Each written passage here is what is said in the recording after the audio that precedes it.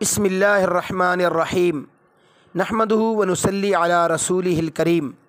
میرے محترم سامعین، آج میں آپ کی خدمت میں وہ عذر بیان کروں گا جن کے پائے جانے سے روزہ نہ رکھنا جائز ہو جاتا ہے۔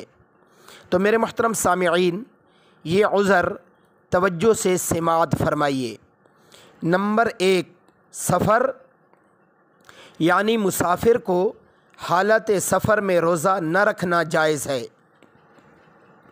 لیکن اگر سفر میں مشقت نہ ہو تو روزہ رکھنا افضل ہے۔ نمبر 2، مرض، یعنی ایسی بیماری جس میں روزہ رکھنے کی طاقت نہ ہو یا بیماری کے بڑھ جانے کا اندیشہ ہو۔ نمبر 3، بہت بوڑھا ہونا۔ نمبر 4، حاملہ ہونا، جبکہ عورت کو یا حمل کو نقصان پہنچنے کا گمان غالب ہو روزہ کی وجہ سے۔ نمبر 5، دودھ پلانا، جبکہ دودھ پلانے والی عورت کو یا بچے کو روزے سے نقصان پہنچتا ہو۔ نمبر 6، روزے سے اس قدر بھوک یا پیاس کا غلبہ ہو کہ جان نکل جانے کا اندیشہ ہو جائے۔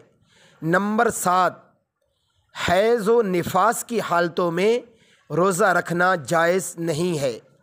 میرے محترم سامعین، دلیل کے طور پر دیکھیے تعلیم الاسلام صفحہ نمبر 181۔ میرے محترم سامعین، روزمرہ مستند دینی مسائل جاننے کے لیے آپ ہمارے اسلامی چینل ذوق اسلام کو ضرور سبسکرائب کیجیے۔ جزاکم اللہ خیرہ۔